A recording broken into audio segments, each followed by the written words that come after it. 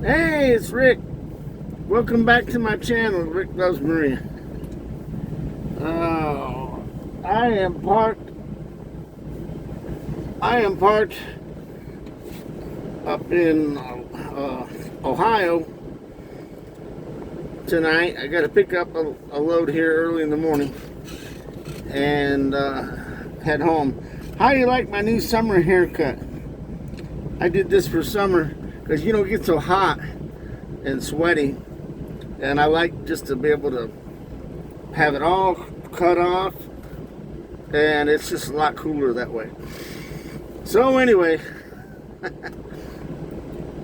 tomorrow is my birthday,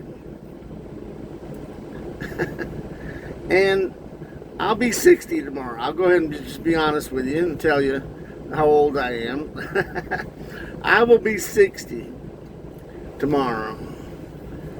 And I think back on a lot of my life, and I really have led a blessed life. I really have. I was born in the Berkshires in western Massachusetts. Beautiful small town, North Adams. And I grew up on the side of Mount Greylock. For those of you that don't know, Mount Greylock is the highest point in New England, the highest mountain in New England. Now that's only like 6,500 feet above sea level, but in New England, that's the tallest mountain up there. So that's where I grew up, and I really did have a fairy tale blessed childhood there. I mean, we were poor, but we didn't know we were poor. We thought we were as rich as any other kids in the neighborhood, We lived in an old house with creaky floors, slate roof, like I do now. Well, I just got my roof replaced. But anyway,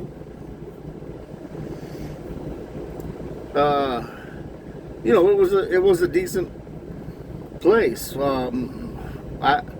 I can remember having the coal bin in the basement with actual chunks of coal down there. Our house didn't use it anymore for heat, but there was an old furnace down there that had one time burned coal, and our house had electricity.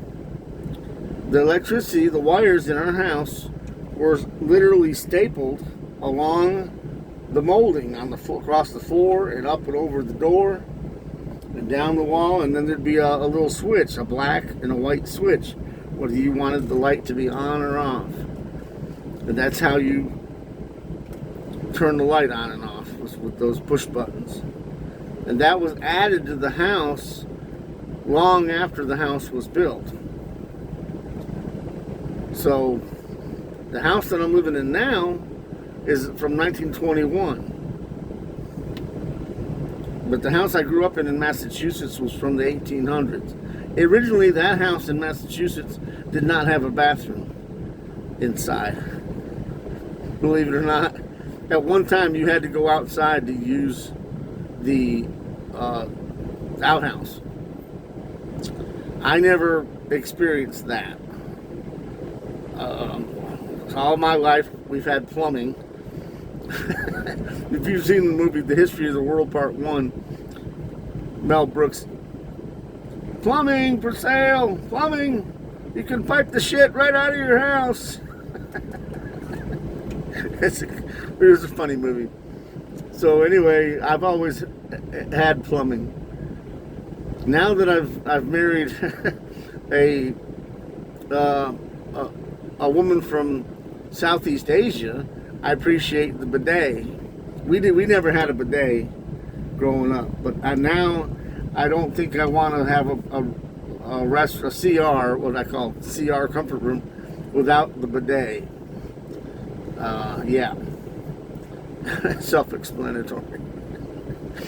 But yeah, man, some of my first memories when I was 3 years old, we went to Rhode Island to the beach. And I'm building a sandcastle on the beach.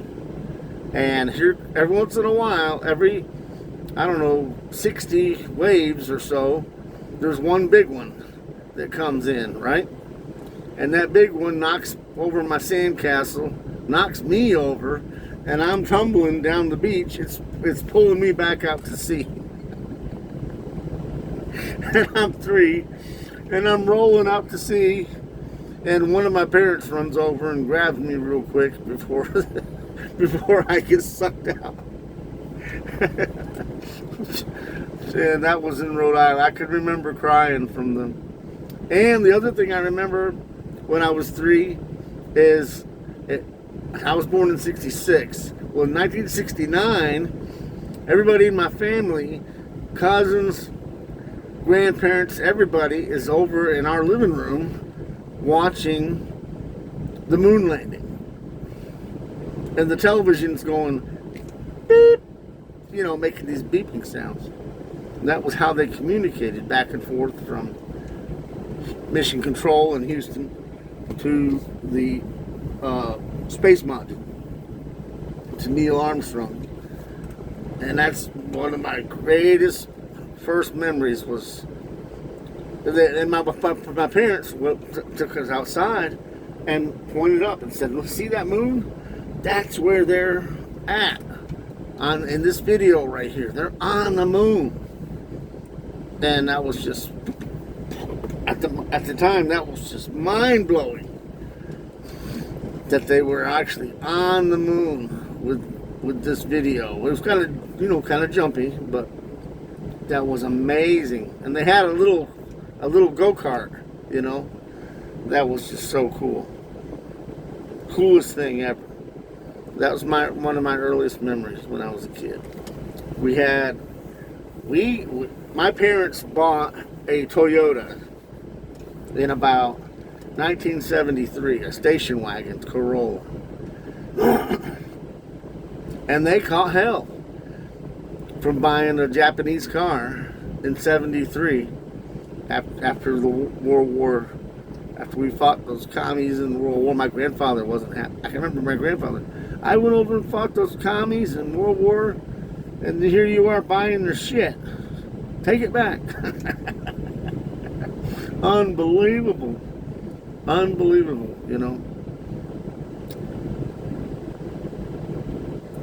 My grandfather, he did not have good things to say about the Japanese. But, amazing. So, I've lived it was a small farm up there, up on Gattuso Drive, Walnut Street. If you're ever in North Adams, look up Walnut Street, go up to Gattuso Drive, and the house is still there. I stopped at it when I was up there a few months ago. Anyway, yeah, nothing much has changed. I ran into my cousin, Roger, up there when I was there. So anyway, I still have family up there, aunties, cousins. Yeah. So, I don't know. It was a great place to live and grow up as a kid with all the snow and everything. We didn't feel the snow. We were running around. It was a couple miles to school. We didn't think it was cold. It was no big deal. So anyway, when I was 10, Dad moved us to North Carolina. And that was culture shock. I got a fly in here. I hate when they get in here. It's hard to get rid of them. And I don't know where my fly swatter got to. I have a fly swatter here somewhere. Anyway, in a way, I'm glad we moved to North Carolina because that presented me with a whole nother perspective on life and some opportunities that I wouldn't have had in Massachusetts. I mean, who knows how things would have turned out for me in Massachusetts if I would stayed there. But who knows? I mean, things worked out pretty well in the Carolinas for me. You know, I mean, I never had a job. My dad had a job for 30 years, GE. My grandfather had a job for 30 years, Pfizer, after he was in World War II. Both of them left pensions, pretty good insurance. Companies aren't like that anymore. The longest job I had lasted maybe 5 or 6 years. You know, and companies don't give you a pension anymore. They just want to give you a 401k, let you do your own thing with the stock market, and good luck to you. There's no more pensions. Companies don't give a shit about employees anymore. Those days are gone. So anyway, I've got to have the Social Security in a couple of years. But I'm blessed. I really have been blessed in life. I can't complain. I don't know what else to say. The only regret I only have one regret. I married the wrong woman. The first time I married the wrong one.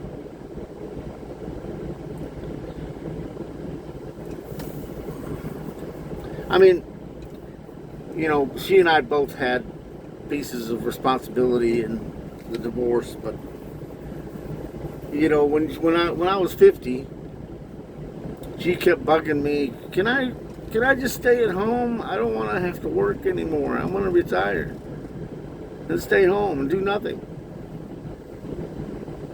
And she was a couple of years younger than me. She was maybe 47 at the time. I don't know. Anyway.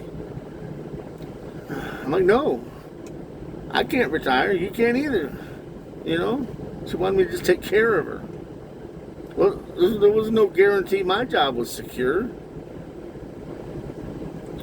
I mean, I encouraged her to go continue her education and take some college classes and work on a degree slowly. You know, but anyway, I don't want to complain point blame, but I mean, just the idea that she wanted to just stay home and not have to work. That the attitude was really what led to, well, the poor attitude was really what led to our divorce. Really, that was it. I did some stupid shit too, but anyway, neither here nor there. So anyway, I got a couple smoke detectors. The one we had in the house quit. I got 2 smoke detectors here.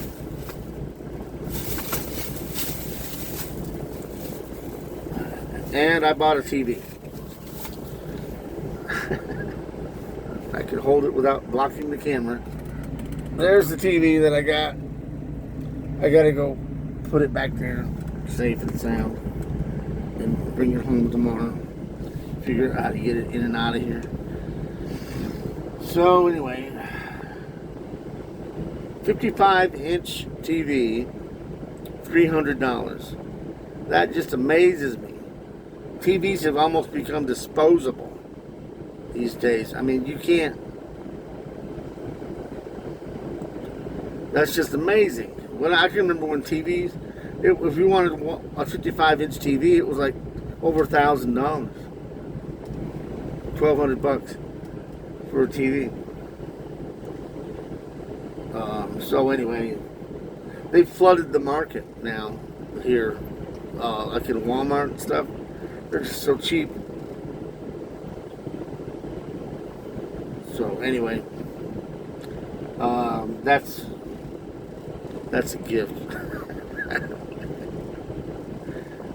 So that's what's going on. Yeah, I gotta park here for the night. Take 10 hours. Get up at 6. Run over here to Coastal pick up some products, and then go home. I'll arrive home, I don't know, around 10 or 11. And yeah, weekend, Sunday night. Sunday night I have to climb in the truck again and roll out again to do it all over again. But it pays. It pays. I mean, I can't complain about the pay. Some weeks are better than others. Some weeks I bring home more money than other weeks. You know, it's that's the life. I've been doing this. I've been doing some work in some form or another since 1981. My Social Security statement begins in 1981. That's how long I've been contributing to Social Security. Now, if I had all that cash, all that money, you know, in some stock account or the 401k, for example, I'd be rich. You know, but you know, anyway, it's a lot. I've put away. I've contributed a lot of money over the years. Both of my parents died at 72. They never got to use all of theirs. What they contributed, what they added into the system, they never got to use near hardly any of it. I don't know what age Dad was when he retired. Mom, the last few years she worked, she was standing up at Sam's Club and they ruined her knees. And then she had all those cats and got that MRSA from the cats, my God. But yeah, I've been lucky. I've really had a fortunate 60 years. I'm hoping I can continue. I gotta continue for 2 more. I hope some things in this country improve in the next 2 years. And I hope we get some fresh leadership. You know what I mean? So that things will turn around. Yeah. That's what's going on. Alright. Well, I've blabbed long enough. Thanks for listening to me. But imagine that. Age 3 at the beach, getting washed away, and at age 3 watching them Neil Armstrong land on the moon. 2 of my earliest memories. Unbelievable. Yeah. And the cars that we used to have. Oh my God. Unbelievable. Alright, y'all stay safe. Take care, and I will put this up at the house and maybe do a video on that if she will let me. See, the girls are camera shy. They don't want to be on my channel for some reason. Alright, take care. Thanks. Bye.